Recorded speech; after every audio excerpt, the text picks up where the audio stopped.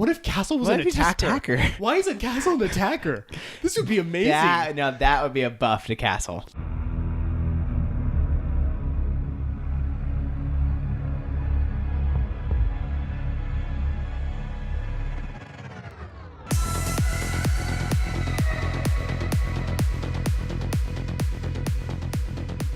Hello and welcome to episode 10, double digits, of the Unrenowned podcast, where we talk about Siege. What we like about Siege. And what the community doesn't like about Siege.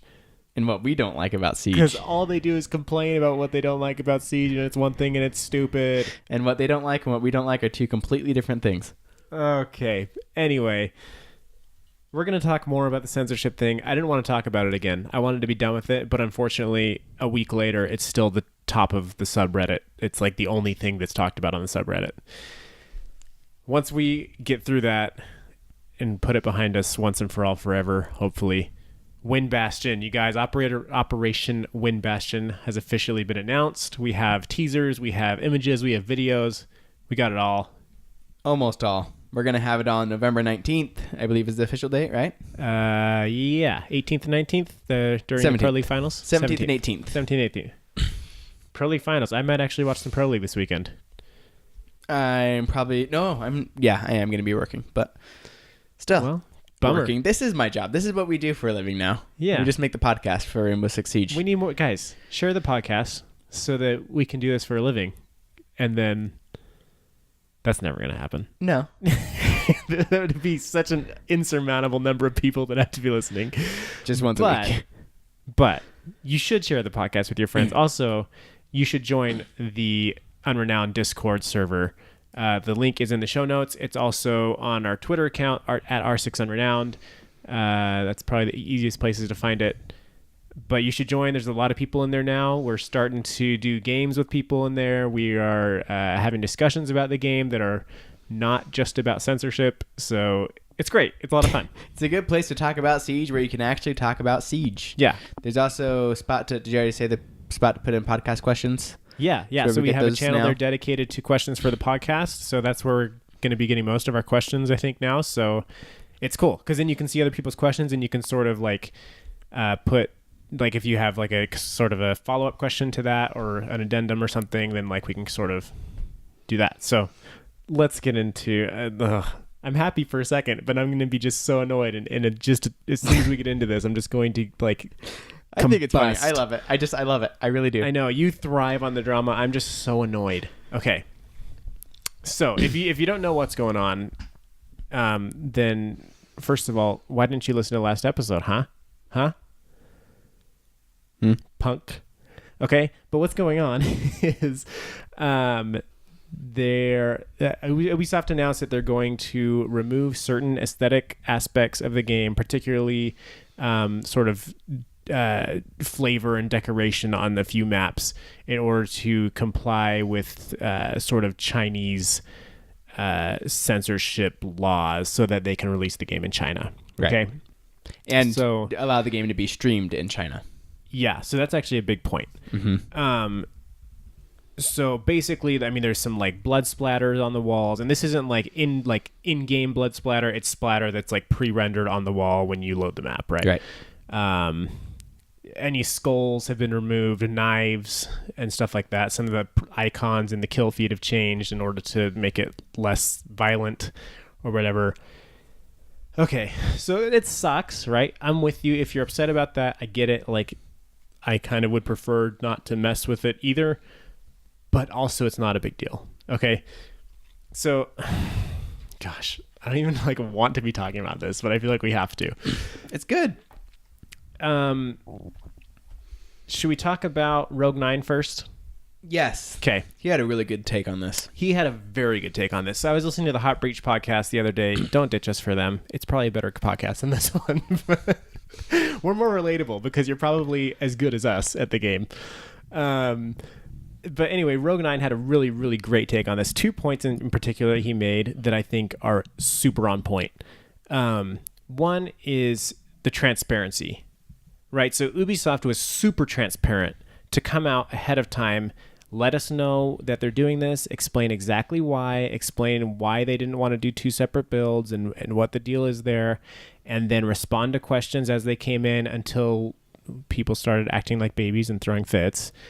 And we punished that. Like, we punished them being transparent about it. Right? Like, they could have, like, they very easily could have done this without saying anything, and probably we wouldn't have noticed, aside from like the kill feed icon changes. But again, stuff like that has changed frequently. Like, we just had a change to all the operator gadget icons. Right. Which I still think are ugly, but yeah, I hate it too. And I would have I'm not going to stop playing Siege because of it. Right. I would have hated the new icons, but I would have been like, ugh, that sucks. And then I would have moved on and kept playing Siege because Siege is freaking amazing. I may have made like 2 or 3 posts about it with pictures of the old and new icons and said, look at this, is so stupid. You definitely did. Yes, and I would, but I don't think I would not have noticed the blood stains on the map at all. Nope. The thing that maybe would have gone noticed is the slot machines being gone. That is kind of a bigger change that like would look different and would look blank or something. But nobody would make the connection like, oh, they took this out because of this. Someone would think they're like, oh, there was some bug, so they just took it out. Yeah, like Rogue 9 made the point, like they could have just said we removed some clutter on the maps to optimize, whatever. They could have made up some dumb excuse, and nobody would have been any the wiser. Nope. But they didn't do that. They were did the super right transparent. thing. Yeah, they're honest about it. They told us exactly why. They told us so that we can sell the game in another market and make more money. And here we go, and we're throwing freaking fits about it. How dare you make more money? Yeah, how dare you as a business? Are you a company? Is that what you're supposed to do so you can pay developers so you can make better games? Let's get this clear. Is your main motive to get people who already paid a lot of money to continue to play the game, or is your main motive to sell the game to more people to make more money? I don't understand. Like, we do realize that like the majority of the world's population lives in Asia. Yeah. Like, that's where most people are.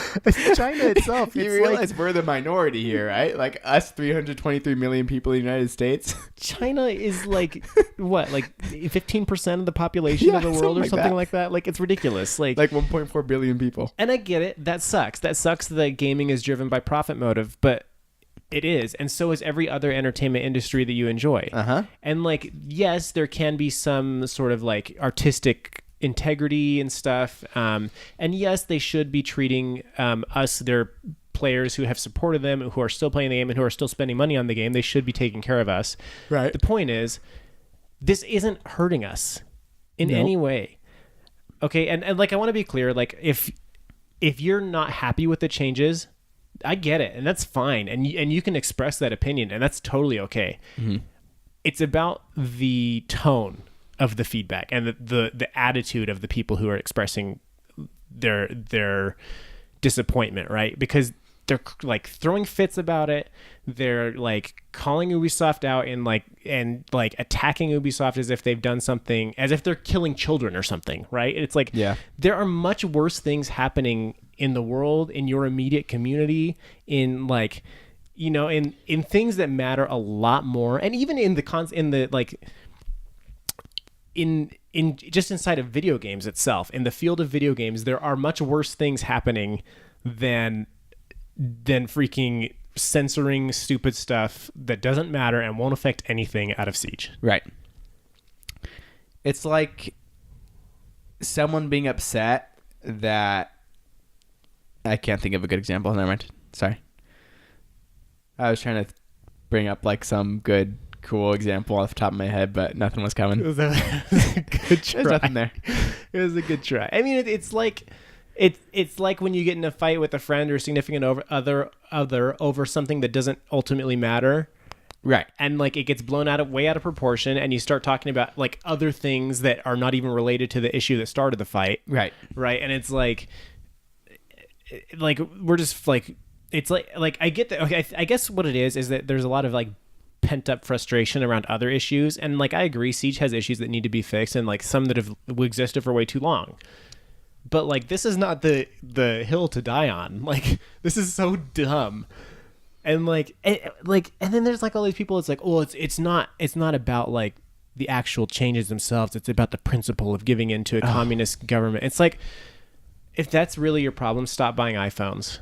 Okay. Like, stop buying anything made in China. Yeah, go sell your gaming PC, or not. Don't sell it. You should burn it. You should burn your gaming PC because all those parts came out of China. And seriously. Like, it's just, this communist country actually has given America a lot of good things. Yeah. We get our stuff cheap. Yeah, because we got a communist country that pays people nothing to make our crap. Yeah, when we're reaping the benefits of their communism, then like it's all good. But when their communism like has the most like minor obscure effect on a product that we enjoy that will not affect our enjoyment of the product at all, then it's a problem. And it's like, come on, guys. Like, stop. Like, the people who are grandstanding about like the principle and the communism, like, okay, then seriously, go like stop buying electronics. Okay, stop living a comfortable life. Yeah, you know, if we were as like active in issues around the world as we are about this, the world could be a better place. There are much more worthwhile and worthy causes in which to be an activist. Like, please do so. So, like, again, if you're upset about it, that's fine. It's just the tone of it, and like, I'm uninstalling to the tune of 3,000 upvotes on Reddit, and it's like, fine, uninstall, go for it. Like, we're not gonna miss you. And this is great. So all these people are saying uninstalling or whatever, and so someone recently posted the Steam charts, or not, sorry, the ratings on Steam from like after the change was made or announced, and it shows like tons of mixed reviews or whatever, but that does not at all like coincide with what Steam charts is saying with the people playing the game. Yeah, there are still the same amount of people playing as last weekend. Hasn't changed. Yeah. And the weekend before that, people are going to continue playing. Like, what I started doing is when somebody's saying they're going to uninstall, I've just started replying like, what's your gamer tag in your platform? Because I'm going to check next week and see if you're still playing. Yeah. Because you are. Like, anyway, and then the second point that Rogue9 made that also was really insightful, the game's already censored, right? Like, it's just censored to our cultural norms, right? So like, the greatest example he gave is like in Oregon, there's like the posters of the women in bikinis, right? And this is supposed to be some like sort of white nationalist group who's like, these are not like not virtuous your best, people, correct? Right? Those would not be women clad in bikinis on their walls. They would be topless posters. And why are they not? If it's to be realistic, why are they not? Because the cultural norms of America is that it's not okay to have topless or naked women in children's entertainment. And granted, it's an M-rated game, but Ubisoft knows it's going to be sold to children, and they want it to be sold to children because they know that 13 to 18-year-old market is huge in video games. Right. So they censored that, right? And like, they censored it to our cultural norms. So the only difference here is now censorship is being applied that is not our cultural norms, but the cultural norms of a different culture. And so, like, what are we freaking out about? Yeah. Mind you, a culture that is much more populous than our culture. Yes. I mean, like in Europe, they already, like, make fun of Americans for being so sensitive about nudity and sexuality and all that stuff, while at the same time being totally okay with the violence, right? Like, with, like, how many people have you killed in Siege? Literally thousands. Yeah. And we're fine with that. And it's the same in our movies and all that stuff. And in Europe, they're like, I don't understand why you guys are so uptight about the nudity. And it's just because our culture. That's how our culture is. Yeah. And like, yeah, it's already censored. So. And this doesn't go into the fact of why they don't just have two different builds. And part of the reason for that was kind of brought up through that podcast was the streaming pro league into these countries. Yeah, so this is another point. I didn't even catch this point until the second time I listened to it. So basically, the game can't be streamed in other countries because of the icons that pop up in the kill feed. In China, because of the icons that pop up on the kill feed, which you can have millions of people watching these streams if they were allowed to watch it because of censorship. Right, so supporting if they just the pro league, selling the game, basically. Exactly. So if they just censor China's and not everybody else's, people in China still can't watch Pro League streams. Right. And they want them to be able to watch the Pro League streams. Exactly. And not even just Pro League, but like just YouTubers and stuff. Yeah, like YouTube videos. Yeah. So by removing this for us and for the Pro League and all that, they're making it more accessible on that sort of third-party consumption level with the Chinese market. So if you are a streamer or a YouTuber getting upset about this, you are not good at getting upset about this because this gives you a lot more audience. I mean, I don't know how much of like China's like I don't know what the situation is with YouTube in China. I'm sure there's probably like a lot of censorship just around YouTube as a platform in general. Mm-hmm. But I'm sure Ubisoft has avenues to put at least the Pro League out there, right, and all that stuff. So anyway, again, yeah, like if you're not happy about it, that's fine, and make your posts about it. But like, stop grandstanding about it, and don't like poop on other people because they're like it's not a big deal. Because really, it's not. It's really not a big deal. No. Okay, I'm done with that. Win Bastion. Hold on, wait, one more thing. Just this Reddit post that I am going to reply to in a year. This game will die before it reaches 50 operators. That's the title. How many operators are we at right now? 36. 36. So that divided by 2 is 7. So 7 more seasons to get to 50. Yeah. Why did you do that divided by 2? 14 divided by 2. Why did you do 14 the difference between 50 and 30? 50 minus 36 equals 14 divided by 2 equals 7. 7 seasons. Yes, that's a year, almost 2 years. Okay. Yeah, so 7 seasons to get to 50 operators, and he thinks the game will die before then. And I think it will definitely not die before then. So there is no chance this game is affected in any significant way by the censorship. No. Except for selling a whole bunch of copies in China. Correct. And I will comment on this post as soon as we hit 50 operators and say it did not die. I think it's going to be archived by then, dude. Well, I'll message him. So I'm just going to read some of these topics from the top of the sub. This is just so dumb how many of these there are. So they think they can sweep it under the rug. Remember when it took Ubi 24 hours to respond to Chimera's backlash? It's now been a week, and Ubi has done nothing but try and distract the community. Vote with your wallet and keep talking about it. Okay, how are you going to vote with your wallet, though? What do you mean? You can't get your money back. Like, you already bought the game. Yeah, I mean...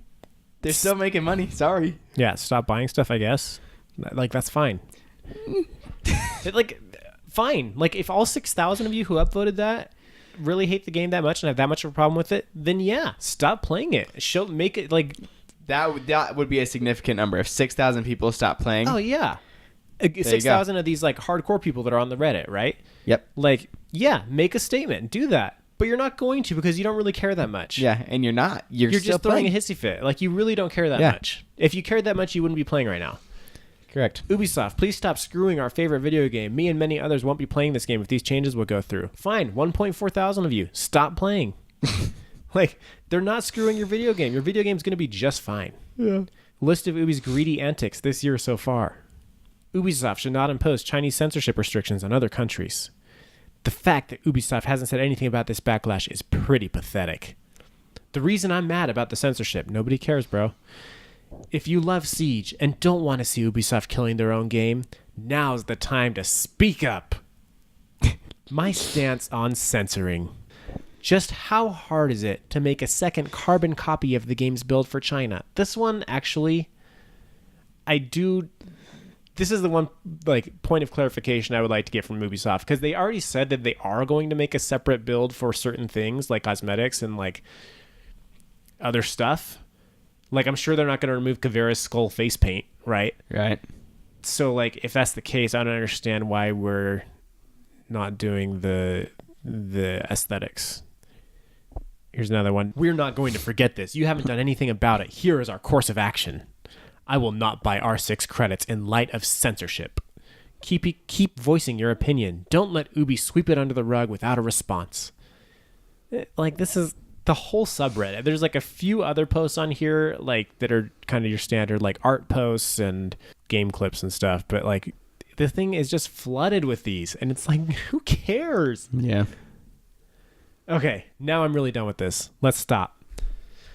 Win Bastion. This is actually fun and exciting. It's much better tone. Let's get into it. This week has been great. They have started releasing all kinds of information and teasers about the new operation. It's called Operation Wind Bastion. But mind you, this stuff is supposed to be distracting us from the issue. Yeah, we're actually really lucky that there was so much upset, because now they can give us all this information to try to distract us from the problems. What is great is people are downvoting these like the new map post and like the Fortress trailer because they're mad about something completely different. Like, it shows how good Reddit is. Like, you don't downvote stuff because you're mad about something else. Yeah. Like, this new trailer is great. Why are you mad about it? Why are you downvoting the trailer? Yeah, well, and like the first like teaser GIF that they posted, every response in the comments was just stuff about that. Yo, you should tell that. What is that comment that you made? Oh, yes. Okay, so this Here we is are talking about the censorship again. This is great. So the other day, Ubisoft made a GIF about the new map, right? They made a little teaser about the new map. It's basically just this GIF of like a part of the map with dust in it or whatever, and people like I saw it within the Stop first. saying GIF. It's GIF. Okay, the maker. I don't care what the maker said. It's GIF. The maker of the program or the file type made a GIF about it, and the GIF is pronounced GIF. You can look it up. Anyway, this is good. This is really good. So here's the teaser, and I like noticed some dumb comments being made, and so I thought in my mind like I should make the stupidest comment I can and see if I can get like dumb upvotes on the comment for just going along with the circle jerk. So this is the comment I came up with, and I said that dust looks dangerous, might get stuck in eyes, we should censor that. I got 800 upvotes, and I thought, what a bunch of idiots. So I made an edit, and my edit was time for my beautiful edit. Guys, I literally made up the stupidest circle jerk comment I could think of to see how many of you would upvote it. I'm literally amazed. GJ Reddit, GJ. And then I got another 800 upvotes. So now I'm at 1.6k upvotes for the stupidest comment I could think of on Reddit. You essentially farmed. And I got gold. You I got farmed gold both sides of the issue, which was pretty great. That's how you get karma, boys. The dumbest. I just thought of like, what's the dumbest thing I could think of and see if I can get people to upvote. It worked. Now this is Redditing. You guys. Okay, so the very first piece of information we got about Operation Wind Bastion was this GIF that Chris was talking about.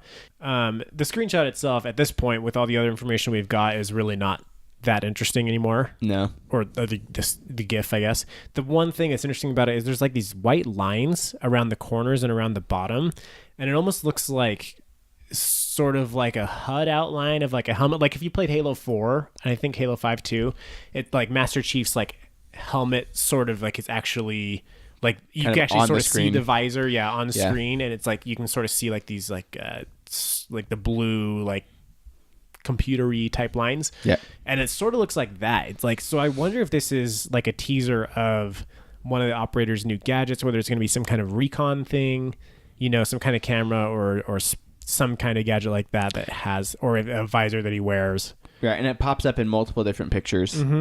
We have one that's like at the bottom of the picture, it's there, and then there's another one where it's kind of at the top of the picture. Yeah, and it's a little bit different each time. But so like I don't know if it's just like some kind of Moroccan style, because the operation's in Morocco. Yeah, it could just be they're just adding to the picture. Yeah, I don't know if it's just like flair that's like to do with like could Moroccan also art. Very well be some sort of like, because in the one picture that shows the operators, right, he has binoculars in his hand. Yes, he does. We'll get into that in a second, but I just wanted to point that out, that like that could be something. It's interesting. So there's not much there, but then what we have next is the wallpaper of like the loading screen of like when you open the game and you see the operation loading screen. Right. So it's basically like it's a sort of a screenshot of like a portion of the map, like standing on the roof. It's got the two operators. They're sort of looking out on the horizon. The attacker operator, the female, is pointing at something. The clues we have here: the defender, he has some sort of like small sword or dagger on his belt. It's got like a little horse head on the handle. It looks like the daggers that the Sikh religion carries. The who? The Sikh religion. Sikh religion? Yeah. Very, very like North African, Middle Eastern type of dagger. Right. And then he's holding binoculars, which is very strange.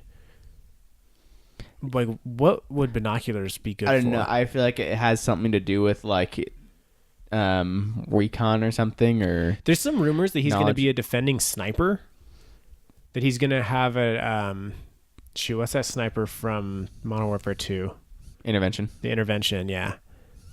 There was like a leak that I think came out to be false, and it was pretty clearly fake. Yeah. But I mean, I could see like the binoculars that could speak to being a sniper on defense. That'd be interesting. Although the spawn peeking would just be toxic as poop. Yeah. Binoculars are interesting though. It feels like yesterday. I feel like we were talking about like what possibly could Clash and Maverick be. Like, who are they? What do they do? Yeah. And that wasn't on the podcast, right? Because we didn't start the podcast until after it came out. Correct. Yeah. And so now we're already at like. Yeah, it's these cycles are quick. It's nuts. The dagger, like, I almost would suspect that is not going to be part of gameplay. Like, there's plenty of other operators who have like knives on their uniforms and stuff like that. Yeah, it could just be part of his uniform. I think it's just part of the uniform. Right. But it would be cool if there was somehow some kind of dagger or like bayonet or something. The girl, she's got what looks like a Galil assault rifle. What was the game that had that I've played? COD 4. No. Black Ops. Oh, yeah. I think it was Black Ops. She looks like a 3-speed, though, and he looks like a 1-speed, I think, just based on their builds. So, yeah, anything else on these two? It's like hard to glean anything, really. Definitely, yeah, it is COD 4. COD 4 did not have a Galil. No. Black Ops. Black Ops. Okay. It's definitely Black Ops. I know all the guns in COD 4. There was not a Galil. Yeah, this is one of the best assault rifles in Black Ops. Now that I am looking at it, I remember it now. Cool.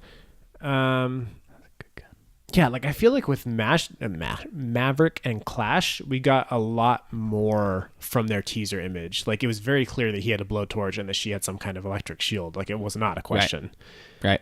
So this one, it's like, man, this is not as much info as I was hoping to have. Yeah, and I mean now we have like what you think like another week we'll have a little more. Oh, I guess Pro League is the official reveal. That's when the good stuff comes in. Yeah, those video reveals. I remember the Dustline one. It was so good. Oh, it was so good. I hope they've gotten better at it now, though, because like I remember the Dustline is just like we spent so much time waiting for it, and then it was like, didn't they kind of break it up into separate? Yeah, I think so. And then the people that they had not to be like, I don't know, the people that they had explaining it didn't speak English super well. They had a very heavy accent. It was really hard to understand them. Yeah. It was like, why didn't you choose someone? Yeah, well, it was like the game designers, right? It was like the people who actually designed the stuff, and it's like, that's cool to hear them. But the problem is that like their English is hard to understand. Right. Okay, so we'll know more about them next week. We're going to have to record after that because normally we record on Fridays. We're going to have to do like something. Yeah. Because we're not going to, I mean, why give a podcast about, oh, it's going to be so cool what we see. And then you hear the podcast and it's like, yeah, what we should do is we should give our final speculations if there's been any more information up to that point. Like when we record regularly, and then like we can just record what's actually happened like immediately after that. I would see how wrong we were. Oh, we were so wrong. Yeah. I hope they just spawn voting in casual. Oh, that would be so amazing. Like it's really starting to feel like they're leaning that way. I hope so. Like, and then the community is leaning that way because before we would talk about it on the Reddit and stuff, and like most people would not agree. But the community now has like come around on, casual should not be that way. Right. So, okay. Let's move on to the map. The map we actually have a lot of information on. We have a full like video tour of it. In the text post here, is there anything worth... I'm going to read it. Okay. Our level designers are excited to finally present a fortress map for a game with Siege in its name. This large daytime map features a mud brick kasbah and iconic architecture unique to the southern region of Morocco. The imposing main entrance greets all visitors with its two towers and kasbah Sekramania written above the archway. Based on real and existing structures, the many exterior stairs provide unprecedented access to the roof and drop-down points via the towers. Okay, I'll talk about this when we watch the video, but continue. Sorry. Housed within the fortified and bare walls of the kasbah are 2 floors of living and training space, each with its distinct rooms and halls. The multiple stairs and a ladder allow for rotations between floors. It sounds like they've learned some lessons from like Hereford Base and stuff, right? Right. The map offers a variety of open space, points of cover, and lines of sight for both close and long-range engagements. A section of the fortress is newly renovated, including the resident commander's office, bedroom, and private hammam. That's like a like a bathhouse. Players will find widespread use of decorative ornaments, luxurious furniture, painted ceilings, and a massive chandelier. The Zelige tilework, Mashraib, gosh, I wish I spoke Moroccan, woodwork, and marble surfaces are just some of the finishing touches to this section. There's also a room dedicated to all the previous commanders. Their portraits adorn the walls, reminding all of the importance of tradition. Okay, now here's where it gets interesting, because they're sort of just describing the map, but then they're also like inserting like map design tidbits in here. Right. So they say the other section of the Kasbah appears older and has yet to be renovated due to the constant flow of incoming soldiers eager for elite training. Rooms such as the dormitory, cafeteria, and briefing room still show the original interior decor and furnishings of the fortress. The art team aimed to make the two sections distinguishable from each other, allowing players to better orient themselves on this new map at any given time. I think that's amazing. That's super awesome, because like we have talked at length at times about like how easy it is to get lost on some of these maps. Like Villa, it's so easy. Like it's hard to find your way around like especially when you're new to it. It just looks so samey all the way around. Tower is another great example of that. It just like everything looks the same. It's hard to navigate. Theme park, same thing, you know? So this is amazing that they've sort of realized that, like, especially as these maps are sort of getting bigger and more like windy and like more paths through the map, right, and less like open spaces that sort of like ground you and like act as anchor points. Like, it's awesome that they've realized, okay, if we just sort of separate this into two distinct styles, that's one quick, easy way to distinguish where you are in the map. And that's going to be amazing. I love like, so dormitory, cafeteria, briefing room, like those are very easy rooms to say like, oh, it's the room with all the beds. Like everybody knows what that is. It's the kitchen. It's the bathhouse. Yeah. Like having a central feature in every room, I think is super critical. You know, one thing that's like clearly the center point of that room that you can call out. Yeah. So that is very nice. The thing is, like, the outside of the map, so it talks about how there's lots of, like, stairs that helps you to get, like, on top of the map or whatever. So I do feel like the outside is going to be kind of, like, difficult to, like, kind of know where you are just because there's so many stairs to go to so many different places. Yeah. Which might be confusing. But as long as the inside isn't... And the thing is, with the outside, if you can see the markers of where the bomb is, like, you can kind of just go in the general direction, right? And like once you get inside, if you understand where you are, like then it's okay. Like the inside of the map, like we talked about last episode, is really the map.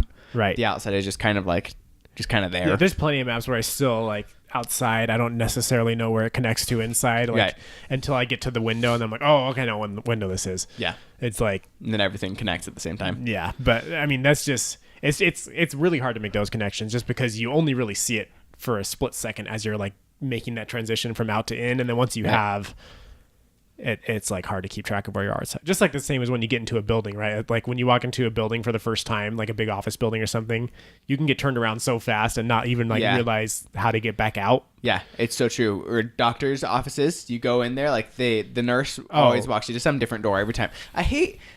Doctor's office, the nurse always opens the door for you. Like you walk in, you're like, okay, what were we going? Like, you opened the door for me. That was great. That was nice. But I don't know where the freak I'm going now. Yeah. So I wish you had walked in first. So you always, like, stand there for a second. You're like this way. It's like, okay. Yeah. I don't know where we're going. But then, like, when you leave, you're like, how do I get out?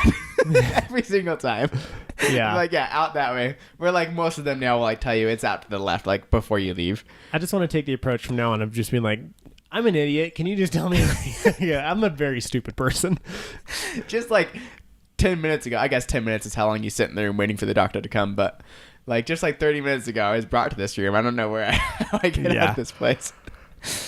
That does happen in real life, though, which is why it happens in Siege. Like, just because you're playing a game doesn't mean your mind works differently all of a sudden. Well, like, games are much harder. When you're not actually in the space, it's much harder. Yeah, I guess that's true. When you don't actually, like, feel what's around you and stuff. I guess that's why, like, HUD exists and everything and the compass exists, but... Yeah. Okay, so that's basically it for the text. So there's like a video tour, like I said. So we're just going to sort of go through and break that down. So they start off with like a big, just like overview of the whole map. So you can sort of get a good feel for like the exterior. And this is where like you can really see all the different staircases that are on the outside of the map. So first of all, just like, I just think the architecture is like really cool. Like it looks like a castle. Like, yeah, it does look cool. It sort of reminds me of like an Age of Empires 2 like building. Okay. Like it's kind of amazing in that way. Yeah. And there's towers all over the place, and I just wonder like which of these towers will we be able to get on top of, and like which of these will be like useful in the play area and stuff. And it looks like there's a pathway that kind of runs along the outside that you can kind of walk on. Yeah, sort of like a rampart. A little bit. Yeah. Is that what that's called? Did I get that right? I have no idea. I think rampart is right. I just say yes, but I don't really know. If I don't know a word, I'll agree with the person. So yeah, just from this overview, just from like one angle, I can see. Cool, I'm smart. I see at least 4 staircases going up to the roof. Yep. From the outside up to the roof. Okay, so here's what I think is super interesting about that. This marks the first time, I think, that I can think of that defenders can get onto the roof because there's staircases that go to the roof. Right? Is there any other map that's a staircase that goes to the roof? I don't think so. I think on every other map you have to rappel to get to the roof, which means that like defenders can do some crazy run out stuff here. Yeah. If they can like, there's no safe place anymore. Defenders can get to you anywhere you are. And the good thing is like, while that's the case, it looks like these ramparts can also have someone like on the rampart waiting for them to try to do some crazy stupid run out and pick off the kills. So it kind of balances itself out. Yeah, there's also like these 2 or I guess these 3 like white towers in the front that sort of have like an enclosed space with like windows and stuff. And I think it's exterior. I almost want to say that you can probably drop into the map through those. You know what I mean? Yeah. I bet there's probably a drop through there. As it goes through the rest of the tour, I noticed a lot of times there was light coming from above, that like sunlight that looked like you could probably come through a window or something up there, a skylight or something. Right. Okay, so let's go through a little more here. Also, like, so the next angle it gives you, there's like a bunch of cannons overlooking like the valley. Like, it just looks so cool. Like, this is the first map that just looks like a battlefield, and it's amazing. It's so cool. No, it is cool. And I think one thing that I kind of noticed, like, while the map kind of looks big from that first overshot, if you look at what's actually the map, like the actual part that's inside, it doesn't really look that big. Yeah, like it's not tiny, but it's not villa. No, yeah, I think the interior portion, from what I can tell, looks about the size of maybe a border. Also, there's an amazing tribute to Tachanka. So there's like a weather vane. And instead of like a chicken or an arrow or whatever, it's a Tachanka on his gun as the weather vane, which is amazing. It's really cool. It's really good. So then we get into the map. So it shows Maverick walking through. Is he outside or inside there? I want to say it's outside because like you can see the barricade right there that looks like that's. Yeah, so this seems like a map that really blends inside and outside in a kind of an interesting way, almost like Coastline does with that courtyard. Yeah. Right? Like, yeah. Like, I think it will be almost hard to distinguish in some areas where you're in or out. Yeah, and that might be kind of annoying as a defender. Like, am I outside? And you'll like randomly get the thing. You're like, I thought that was inside. Yeah. Or, like, you'll be outside. You're like, oh wait, I'm still inside.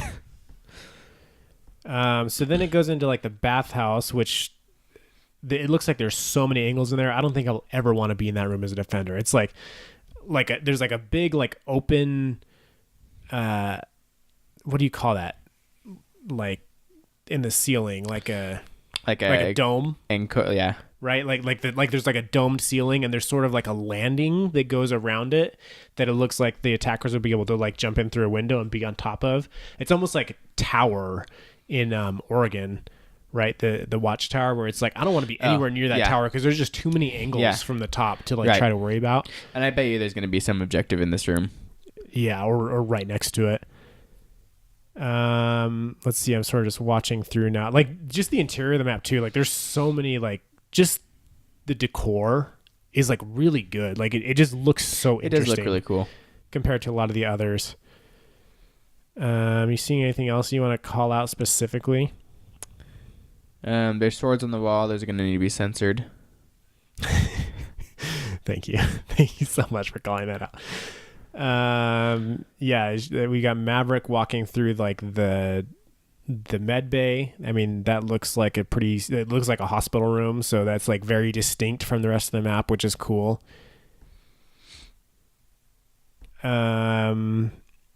I'm just trying to like point out any like interesting details I can see. So there's a staircase here that looks different from any other staircase we've seen that has like, so we have plenty of like switchback staircases, right? But this one, like you go up, it has a landing, and then you turn 90 degrees, and there's another landing, and then you turn 90 degrees, and you finish at the top. Right. So like, I don't think we've ever seen a staircase that looks quite like that. And it looks like that wall might be too tall for someone to like look over and watch the stairs.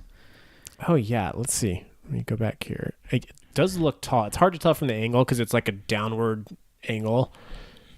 But and if that is the case, that's a good, because like all staircases, every time like you have someone looking over the stairs on the switchback, suck. Yeah, waiting to shoot you.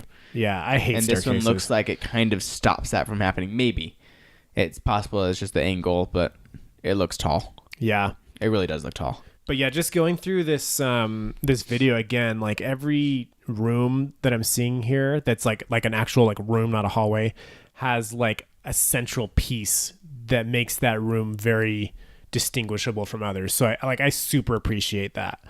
Right. So I mean, I guess that's really all, unless you saw something else in particular. Not really. I'm looking for drone holes. Yeah, there's plenty of drone holes that I saw. You guys should definitely like go watch this. It's hard to like really describe it, but man, this I think I'm gonna like this map. Yeah, I think I will too. It's obviously you're gonna have to play it and find out and just see how it balances, but right. And I've said this before though, that like I think the aesthetics of a map affect my enjoyment of it more than they probably should. Like there's some maps that I don't like, even if like I just don't like them as much just because I don't like the atmosphere. I don't know why I'm like that, but what maps in particular are we thinking of? So like it took me a long time to come around on Oregon and Clubhouse. Okay, yeah. And like now I really, and part of it was that they were confusing, right? But like now I really like them because they're fun maps, but I still like, I don't like just the general aesthetic of it. Same. Compared to like Chalet, which I don't actually like Chalet the map itself that much. I just like the snow. You know, it's a snow level. Theme park, I don't really like the aesthetic of theme park at all. 100%. Like I think that turns me off to theme park almost as much as just sort of the bad flow of it. Yeah. But this one's cool. And it looks a lot like Border. Like it really does. It reminds me a ton of Border. Same area of the world. I mean, from an American perspective, it's the same area of the world. I'm sure like if you lived over there, it's probably two very different areas of the world, but full reveal November 18th. Yes, I will be there. Reveal. I will be there watching eagerly. I'm going to actually catch up on some Pro League. Is that a Friday or a... It's a Saturday, Sunday. But the 18th is the day they're actually doing it, so the 18th is the actual full reveal. Yeah, so they said visit our Rainbow Six Twitch channel on November 17th and 18th for the full reveal during the Pro League finals. I can't imagine they're actually showing anything on the 17th. Unless are they going to do like the map on the 17th teaser and then maybe. But this is what I really want to see, because like I'm probably going to be working on the 17th, but what I care about is the 18th. Yeah, because the 18th for sure is when they'll show us the new operators. Right, that's what I want to see. When do you think this will be released? So we're 10 weeks into Grim Sky. Mm-hmm. It's kind of nice when we started our podcast, so I can just use that as so like it's been this far. Double digits. So I mean, 12 weeks could easily be. So next week they're gonna be doing it. That's gonna be 11 weeks. In the Grim Sky, they're gonna show it. It could be test server by like that next Friday, like the 23rd. There could be patch notes on Monday and then test server Friday. Thursday or Friday. You think it's gonna be that quick? Yeah, because then that'd be their 12th. That would be a quarter. I bet December. Is there a certain day that they don't release my guess them? is going to release Tuesdays? On Tuesday, December 4th at 8 a.m. PST. That's what I was going to say. Tuesday, December. Is it? Do they have a normal day that they do it? I want to say it's Tuesday, but I could be wrong. I don't know. Yeah, I could be totally wrong, but it feels like it's Tuesday. Anyway, Tuesday is the day that games normally release in general. Right. I think that first week of December is when we're going to see it for season pass holders. Yeah. So the map and the season pass holder ops, and then the next week, everybody else. So everybody else will still get the map and be able to play, but they just won't be able to play the operators. Right. Okay, one other thing. We were promised, I think 2 seasons ago, that every season coming forward would have either a map buff or a map rework. And so we're scheduled for a new map this time, which is Does it have a name yet? Do we have the name? Morocco? They didn't say the name of the map, did they? It's either Morocco or it doesn't have a name. I don't think it has a name. Kasbah, probably. I would guess they're going to call it Kasbah. Anyway, we're scheduled for a new map, so we won't have a map rework.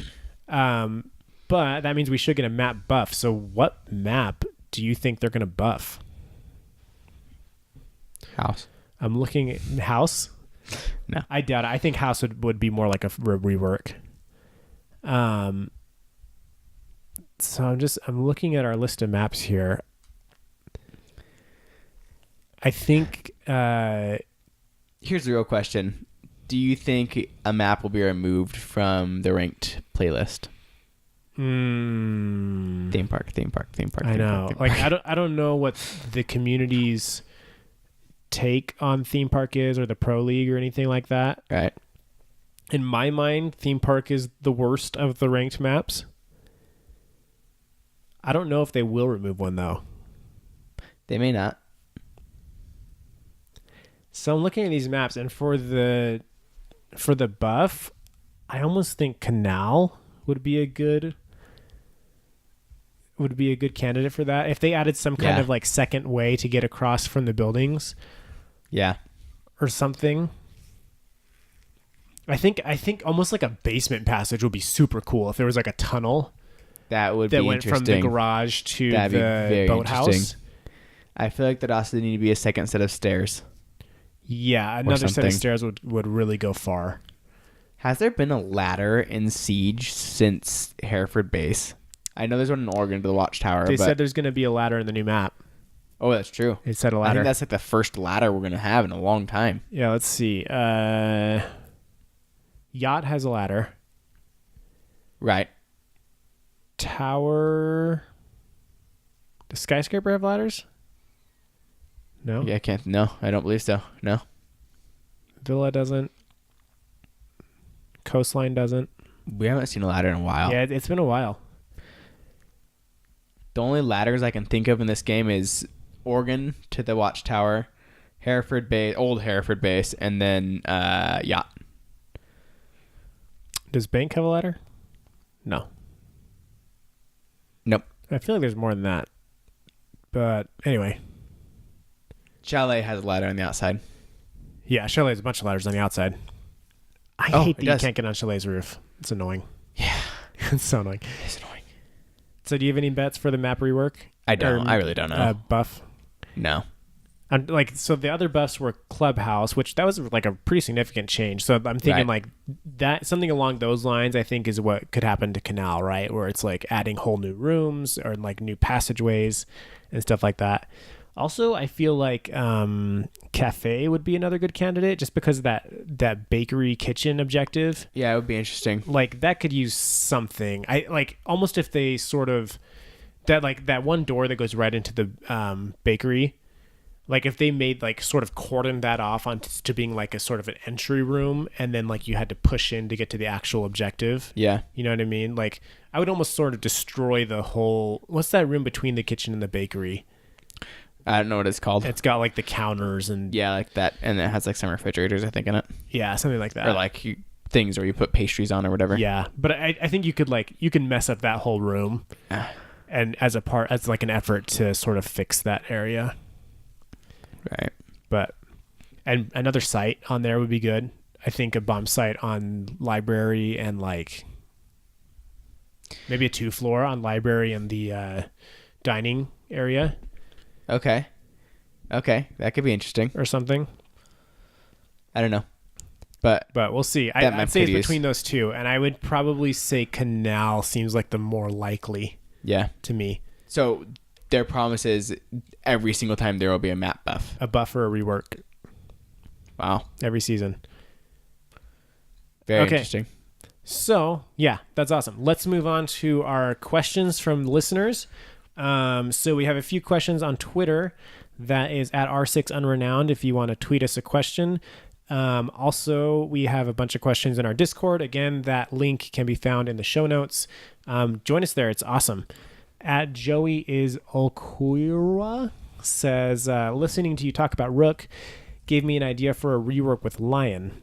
how about Lion also needs to drop a bag with goggles that you need to pick up in order to see people spotted by EE1D. This would alter his use as a team when people spawn in different spots. I don't see that happening at all because as we read was it last week or the week before with the operator designer notes, that like their problem with Lion is that it's frustrating to play against, not necessarily how many people can see it. Right. Are you going to move either way? And I don't like, I just feel like you're going to make attackers all spawn in the same spot just so they can pick up the stupid goggles. Mm-hmm. Or you're going to have one person like running all the way across the map just so you can pick up the goggles. And yeah. I think it would be more detrimental than helpful, but I think it's a really super interesting idea. It is an interesting idea.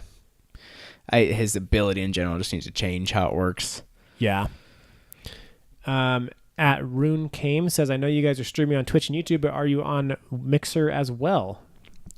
Yeah, do you still stream Mixer? So yeah, I stream using a service called Restream that streams to YouTube, Twitch, and Mixer. So yeah, you can find me on Mixer as RD Fiasco, I think, or maybe Chaotic Fiasco. I don't know. It's probably Chaotic Fiasco. I don't know.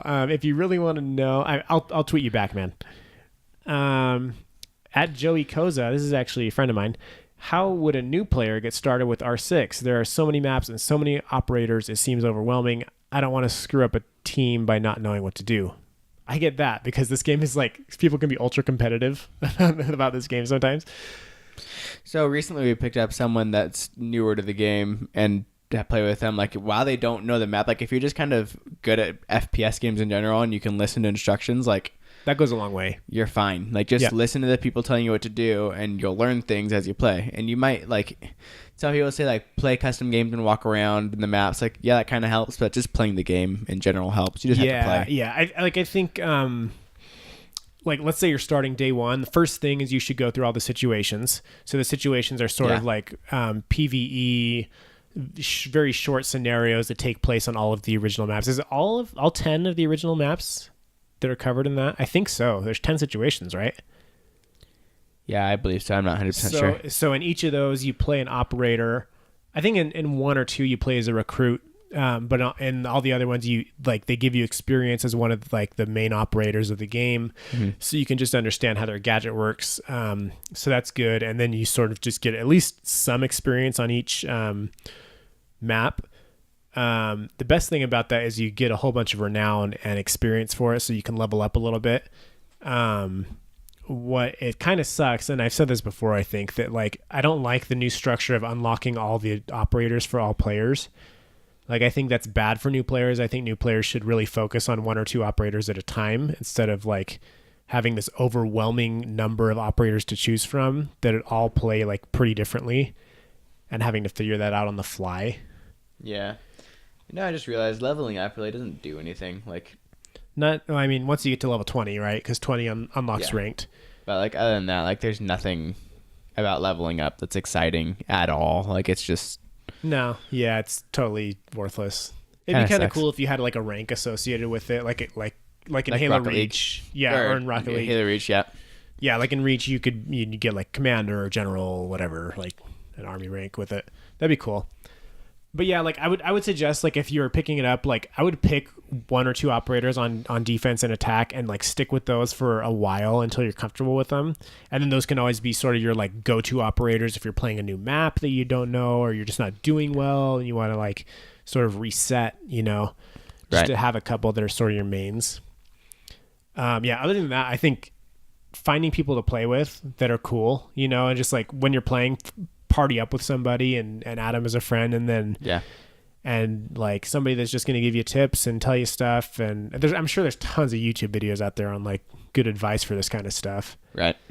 And there's tons of YouTube videos. I mean, I'll agree. It's super overwhelming at this point. It's overwhelming even for me. Like, even like when we sort of took like a 6 to 9 month break from the game, like it was overwhelming to come back and just be behind by like 2 or 3 maps and not really understand some of the operators. Yeah, when I took a 2-year break from the game, I was getting so frustrated. I was like, I just don't know what these freaking people do. Right. Like, even if you understand, like, okay, Jackal tracks me, but like, okay, but how does that work? Yeah. Like, how did he find me? I'm not even anywhere near him. How did he find me? Like, I don't get it.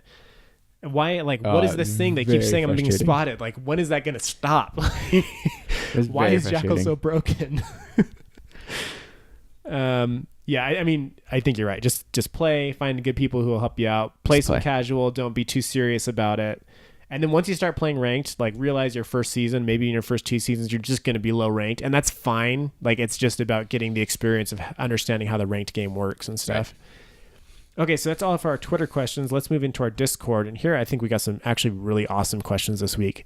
So thanks to the R6 Unrenowned Discord community. This one is from TL Bear. Everybody knows that the current rank system is flawed in multiple areas. No restrictions in queuing with friends, a toxic environment with TKing, leaving with little penalties, etc. What would you do to change? What would you change to improve the ranked experience? It's a good question. The thing with queuing with friends, like it really does suck if you're really good and like your friends aren't, or vice versa, and you just can't play with your friends. That's really annoying. Yeah. I understand like in ranked play, like you want it to be able to have like a fair competition, but at the same time, like because casual is so different than ranked that it's not even fun to play. It's like, well, they just want to play the game, so it's hard to put that restriction on them when you don't even have like a way for them to play together at all. Right. Yeah. Like I think I'm going to disagree with your premise a little bit here, TL Bear, in that I don't necessarily think that ranked is like that broken. Like Chris is saying with the restrictions and queuing the friends, I think the real problem there is that casual needs to be more similar to ranked, because like I just don't like playing casual. Right. And like I'll do it now and then if we want to play a quick game or something, but it's like I don't like not being able to choose where I spawn, and I don't like the time limit being so long. It's just not as fun of a game to me. I think it's a worse version of the game. And so like if I'm gold and I'm playing with my bronze or copper friends, it's like, well, I want to play ranked. Like yeah. And let's be honest, the guy that's like a platinum player probably doesn't want to be playing ranked with his bronze buddies and lose. He probably would rather play casual and not have to worry about his rank going down. Right. But he just doesn't want to because casual sucks. Right. Yeah. I'd be totally fine for those restrictions. Like if casual was closer to ranked, but then then it gets annoying too, because it's like, you know, what if you have a guy in your squad who goes and solo queues a bunch and gets dragged down to copper? Because this happens. Like it's very easy to just get trolled for 1 or 2 matches, right? Yep. By like just douchebags, and then you lose a couple matches, you lose some elo, and now you're playing with worse players, and like you're expecting them to do things that are smart and they're not, and so like then you just fall into copper and you like have very little control over it. And then now what? Now I can't play with my friends because my friends are ranked gold. Yeah. And it's like, well, that sucks. Yeah. Like maybe there should be a hard limit at some point where it's like, okay, if you're platinum, like you can't play with below gold. Yeah, that right. Might be. Like at some point, it's like, okay, you're skilled enough that like, come on. Yeah, it has to have a gold player with you. Yeah, like silver can't play or something like that. But yeah, I don't think I would mix up anything from copper to gold. Because I don't get very mad when I see like gold players if there's copper players. Like that doesn't bug me. But seeing like a platinum or a diamond player in like a gold or silver ranked game, like what the F? Right. But because again, like I think that there are a lot of good players in copper and bronze. Yeah. You know what I mean? Like just got unlucky. Yeah, or like don't take the game that seriously and kind of screw around. Oh, right. And like either one, right? And then all of a sudden like they decide to play and it's like, well, that guy's super good. Why is he bronze? It's because well, he just lost some games. That's all. I would love to see like numbers like in Rocket League it does this, and Black Ops 4 or the Black Ops distribution. Did this. Huh? The ranked distribution? No. Where like Halo did this as well, where it shows like the game mode you're going to play and how many players are currently playing it right now. So like you could hover over casual, let's say like 82,000 something currently playing, or hover ranked it's like 43,000, just to see actually like, what the split is there. That would be interesting, yeah. Because what if casual really has this like almost no players and ranked just has everybody in it just because like people don't want to play casual because it sucks. Yeah, I don't think that's the case. No, but I don't know. But it could be. Who knows? And then the toxic environment, TKing and leaving, that's definitely a problem. And like, especially since they removed the vote to kick. I mean, the problem with that was that people were trolling with vote to kick. They would have a squad of 4 and then they'd vote to kick the single player on their team right before they won the game. And so it's like that's almost worse. But yeah, I think we've talked about some solutions for that, like the forgive or punish for team kills. Leaving there's already a significant penalty, right? It's like a half-hour ban, isn't it? It's 16 minutes. No, it's not 16 minutes. Are you sure? I just got one. I just got one like just the other day because I got disconnected and it said abandoned sanction 16 minutes. But was that because time had already passed? I'm pretty sure it's 16 minutes. Okay, I'm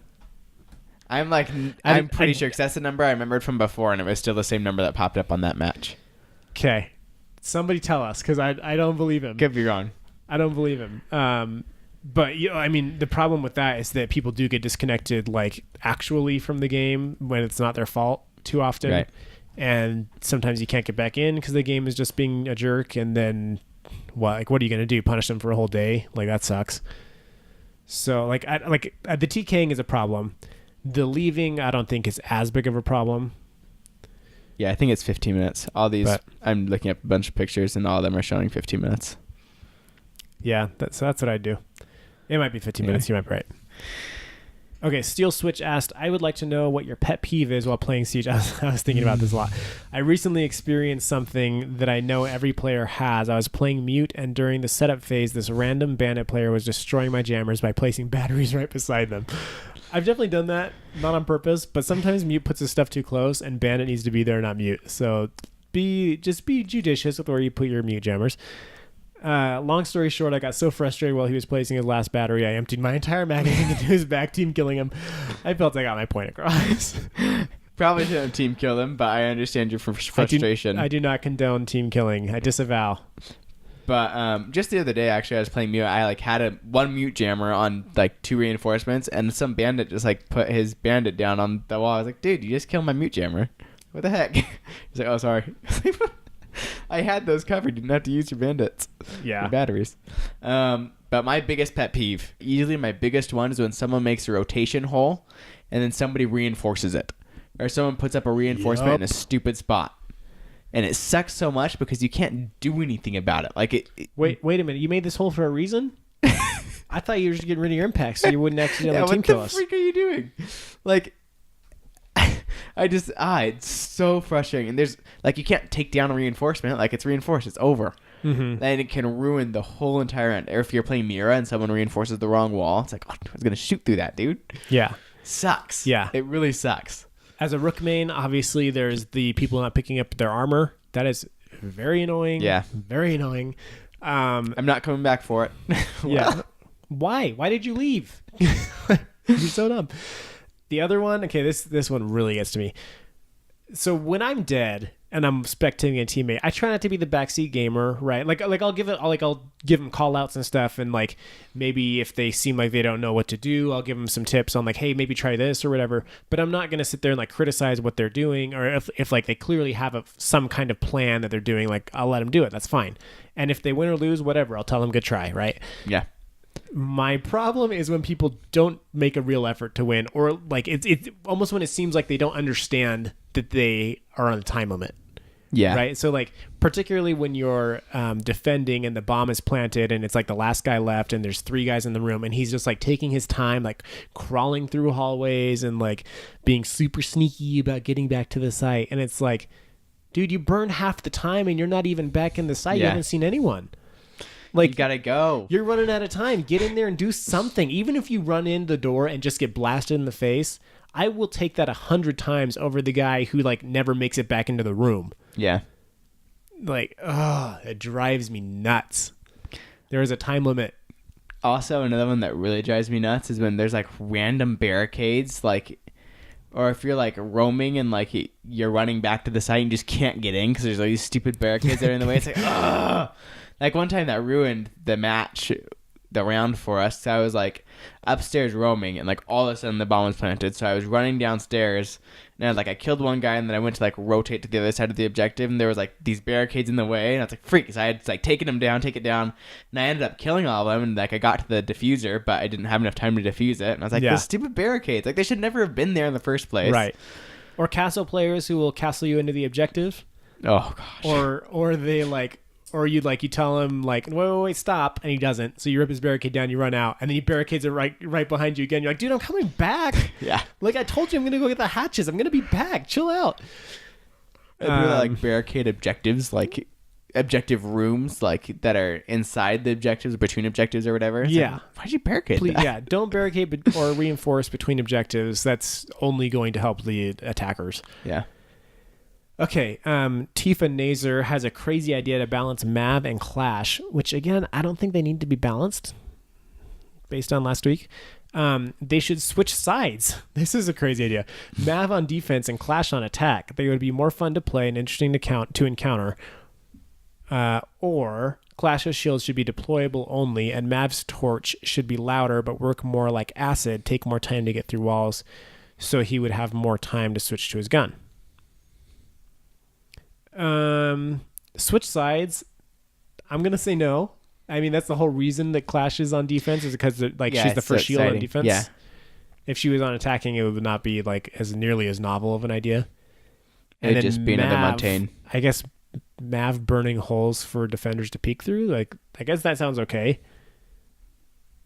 But I mean, defenders already have the opportunity to make kill holes everywhere, right? Like, that's defenders' whole thing, is that they control sort of how the map looks when you get in there.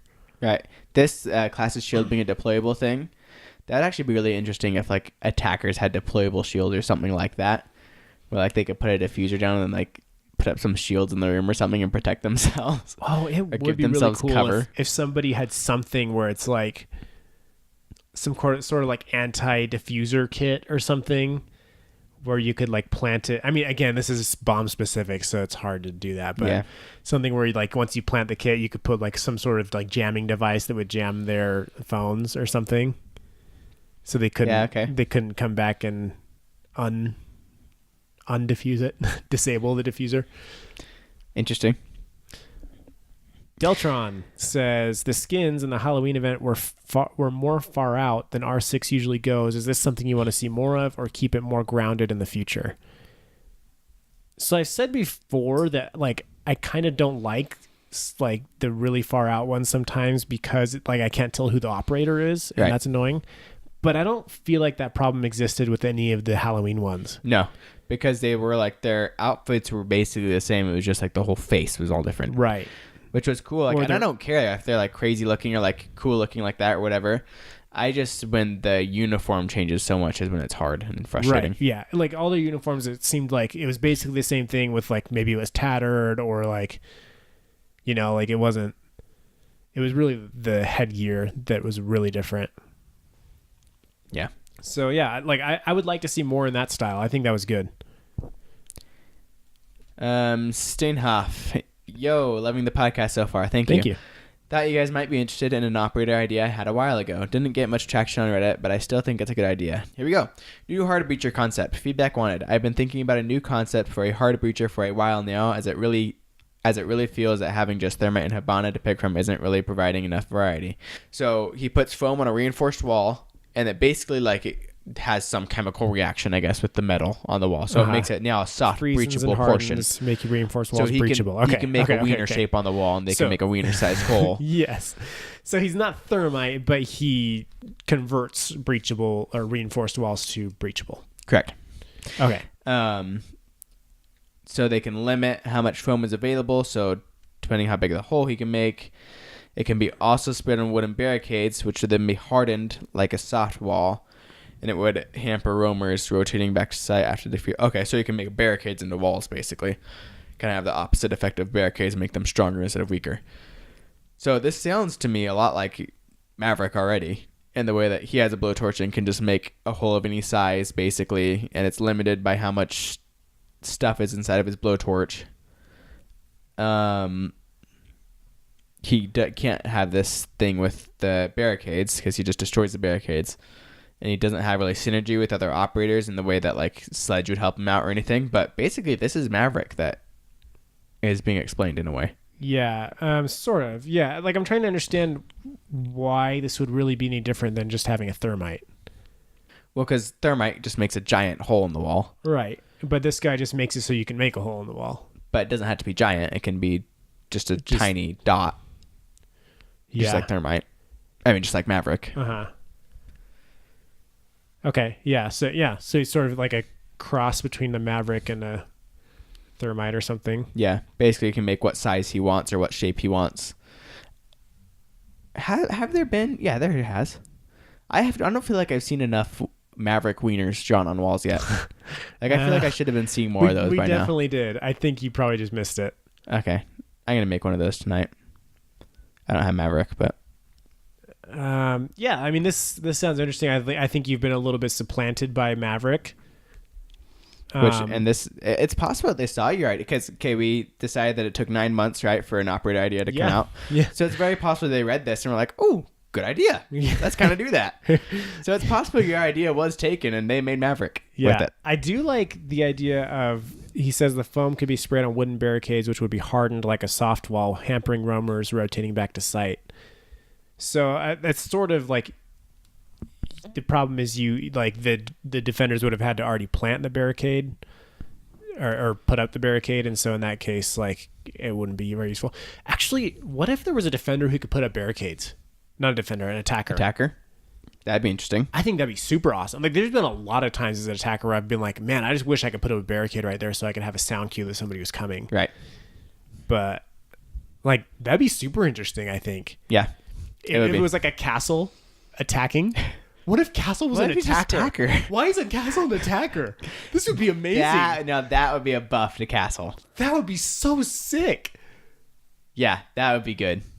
Why isn't this a thing? That would be really interesting. I'm trying to think why this wouldn't be good, and I can't think of any reasons. This is exactly what I do with Castle. I wait for them to do something dumb, and then I castle them outside of where I want them to be. Right. Right? If I was doing this as an attacker, it's like, oh, hey guys, we're like, how often does this happen where you're in sight and there's still 3 guys left? Yeah. You're like, hey, we're in sight, bring the bomb over here, and you're just trying to just hope nobody comes. Castle barricades. Yeah. We're just going to castle ourselves in here. It's so good. And then impacts become super critical. You can't just waste your impacts because Castle's going to have Castle. Oh, this is amazing. Oh my gosh. This should happen. Okay, so this is what's going to happen on the full reveal. They're going to announce Castle switching sides to attacking instead of defending because we talked about it on the podcast. And they're going to randomly insert... what were we just talking about earlier? Dang it. There's some random thing we were talking about that I was just thinking they're going to insert that. The casual vote? No, not that. That is going to be inserted because we talked about it, but I don't remember. There was something else we were talking about. Had something to do with casual and ranked playlists. And I was thinking they're just going to insert that randomly. I don't know. All right. As long as we're on the subject of Castle, can I tell my Castle story from the other day? Yeah. So we're playing the one objective where I love playing Castle, which is on Clubhouse in the bedroom. And so I did my regular castles on the 2 windows in the bedroom and in the gym. Right. And then we had a mute, of course, because you don't do it without mute. And so we had those 2 castles up. We muted it. The attackers came. They didn't have a glass. Right? I played mute, by the way, so without me. Yes, you did. They didn't have a glass. They didn't have an ash or a sledge. So they didn't have the regular. Well, glass can't breach his things anymore. Right. Well, he can in 12 bullets, right? Nope. No? Nope. Not at all? Mm-mm. Is that true? Yeah, it's true. That's why I was confused why that guy said, I don't know why Glass didn't do anything. Glass can't do anything anymore. Oh, that's a huge castle buff. I thought it was just that he couldn't break it in 3 shots anymore. No, I'm pretty sure he just can't break it at all. We're going to test that. I could be wrong.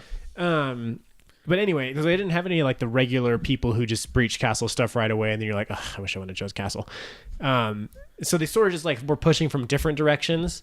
And we ended up killing off most of their team pretty quick, so they didn't have any breach charges left. And so then it was down to just Finka against 3 of us, and I was still alive. So we knew where she was. She was on the side of the castle barricades outside. So then we knew she was going to try to come into that joiner room between cache and bedroom. Right. So then I still have one of my castles because I always hold my last castle barricade because it becomes super useful at the end of the round. So then I went and I sealed up the door between those rooms, and Finka's already used her frags. So it's 45 seconds into the round or left in the round, and she literally can't get in. Yeah, and so she has to come up the stairs. She took too long trying to figure out what to do. And she could have tried to just break a castle barricade and come in with melees or whatever, and she didn't decide to do that, which was a bad choice. But by the time she decided to come around, it was way too late. Yeah. And so I just dropped down into the bar from the hatch, and then I see her coming in through the bar with 5 seconds left. I'm like, you're not gonna make it, girl. Just she ended up downing me, but we won because there was no way she was gonna get in. And Yep. It's this is what castle is for. Yep. But now I know he's actually for attacking. Yeah, he needs to be an attacker. That would be so sweet. So sweet.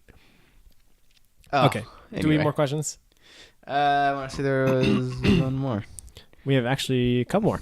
Yep. Romy FC says, for defenders becoming an attacker, castle. I think rook or dock would be interesting. Finka could make an easy transition to defending. Finka definitely could. Yep. Actually, I think there's quite a few that could switch and really without any... Right. The problem with rook again is that whole like putting down a thing and having people pick it up. Like, what's the point of being able to spawn at different locations if like they ought to spawn at the same spot to get the stupid armor? Like, that's why he works so well in defense, right? Like, everybody spawns there already. Yeah. Romy says, great podcast, keep it up. I have a 5-stack squad that I play with regularly, and we do a challenge night every Sunday evening. Whenever the challenge chooses next week's challenge, do you guys do anything similar, such as strat roulette or creative ways to have a little team fun?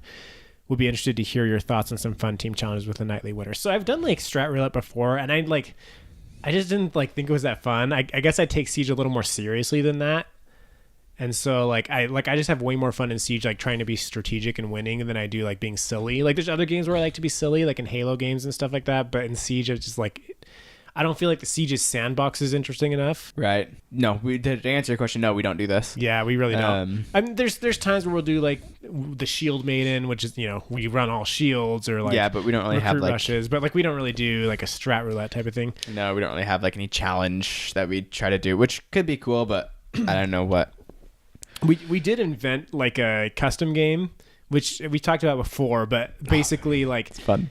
One person plays Kavera and has to kill the entire other team, and so the attackers like they sort of switch sides. So at the beginning of the round, the attackers will come into the building and like choose a spot where they're going to set up or whatever, and Kavera goes outside for like 30 seconds and gives them time to set up, and then Kavera comes in, and no one is allowed to shoot, so you can use your gadgets. And you can, and like Kavera can do silent step, and Kavera can use cameras.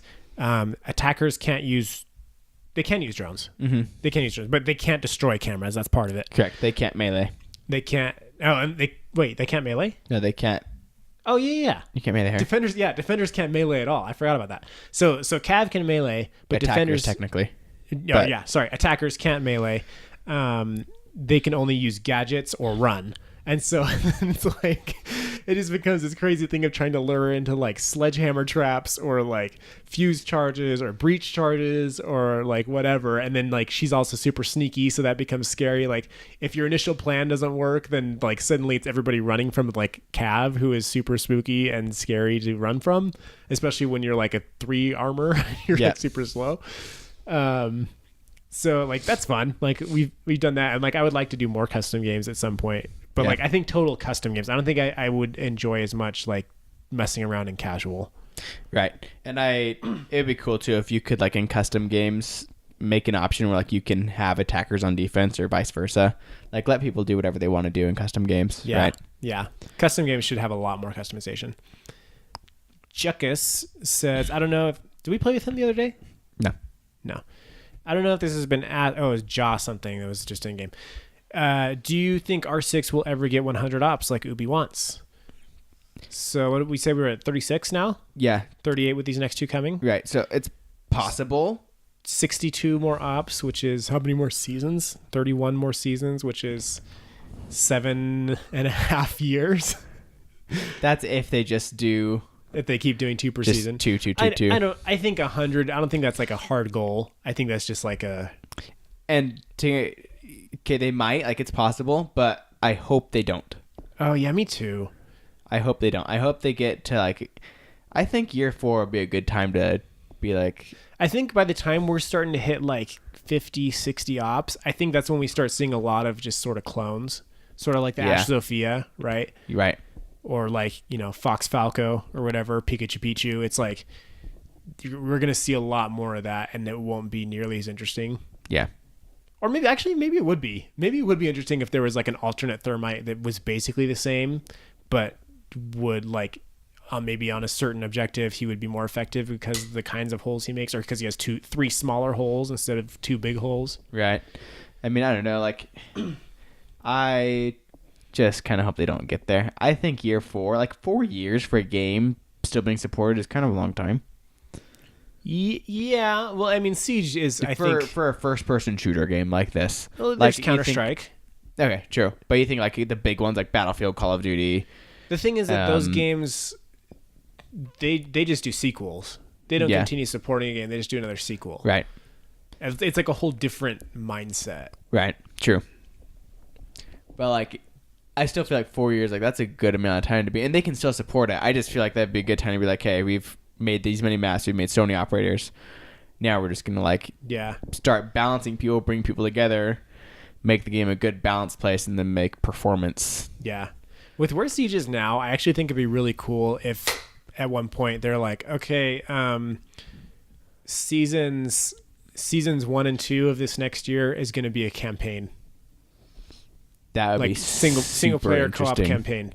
That would be so cool. That'd be so sweet if they're just like, oh yeah, remember how we were going to build Rainbow Six Patriot, and then that got scrapped? Like, okay, we're just going to add a campaign to Siege. I would love that. They could even make you pay like $15 for it. I would buy it. Yeah, I probably would. Like if it was good, with a good story. Oh, it could be so cool. Yeah, with all the characters they have and stuff, like because they can make like big maps, like or big campaign levels where like you have to like work through it, and you can pick up ammo at certain points. You get reinforced stuff or whatever. Yeah, what's cool too is that like the characters all sort of already have been characterized in a way, even outside, like they all have their like intro videos and their like flavor text and stuff, but even outside of that there's like a certain character that they have just based on like their design and then like how they function in the game and how players like perceive that character.